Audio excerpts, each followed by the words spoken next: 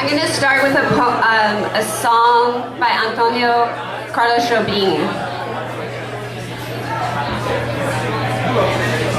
A felicidade com uma gota de orvalho numa pedra de flor.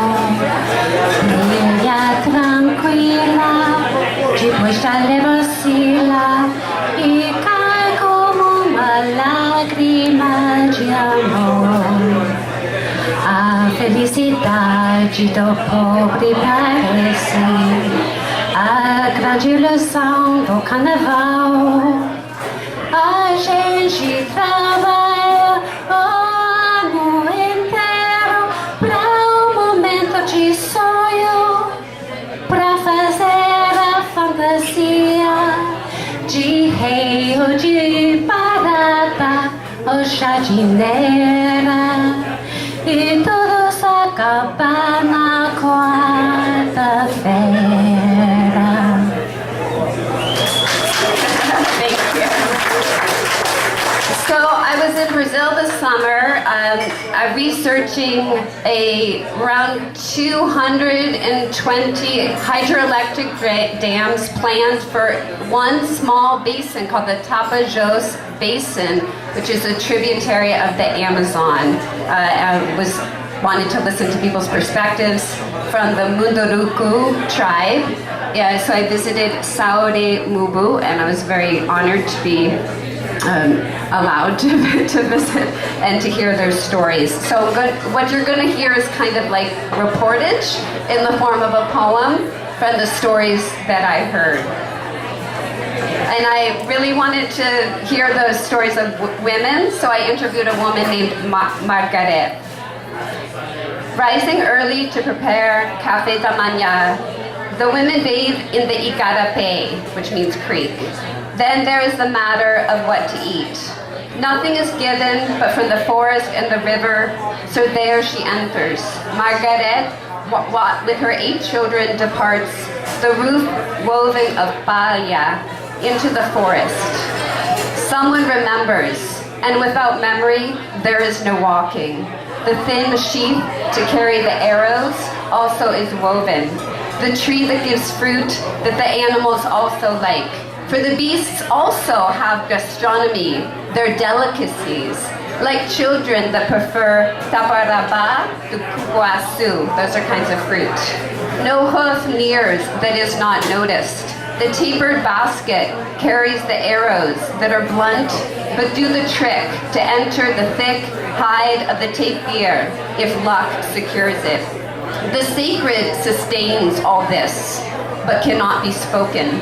Her sons' chests, crisscrossed with strands of the purple acai seed, used as bead with flowers made of glued feathers that bloom in memory of that flight. Each red feather or blue collected carefully, attending of who's fallen. Black-violet paint on faces remains a weak, cross hatches, masks to mimic animals etching, tartarugas, turtle octagonals. Thread lines ink cheekbones. Women and girls color the nose as if the jaguar's nostrils. When the animal is caught by the flying arrow, upon return, everyone in the village receives their part of meat, cut in a parcel. Margaret's husband, gone a year now. Alone, she hunts with kids and friends. There is the sacred that animates all, but cannot be said. I am not the one who does. I is integral.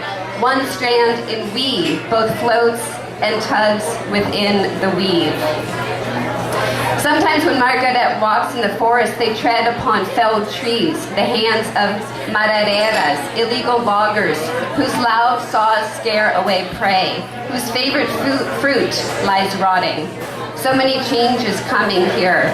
The river whose surface was emerald waters, clear, now turned murky by drills of gold miners' balsas deep into the river depths. When her children go out to fish, now they might search all day and haul back few, injected with mercury and digested in meals. Locks of hair fall out. Sacred places can't be said, so the Munduruku refuse to mark them on the map, a pinpoint visible to scratch. For 30 years, they've sought to stop the hydroelectric dam conceived by the military dictatorship and only recently converted to fern plans. It would flood their lands, the riverine forests' communication with terra firma, the pulsing of river levels, the pulsing of river levels that brings the fish into the forest, dolphins into riparian corridors, waves of seeds. Currents that flow between trees would cease. The turtles nesting in the middle of rapids, in the middle of rocks, in the middle of the river would disappear. The island with a lake in the middle where the jacare fish birth would be gone. How will haul food or song when animals are few? The sacred cannot be said. It may only mutely be listened to. And I want to say that actually the enormous dam, the San Luis do Tapajós, that was planned, that would have flooded their rivers, it was canceled, but there are more on the pipeline, so please follow that issue. Thank you.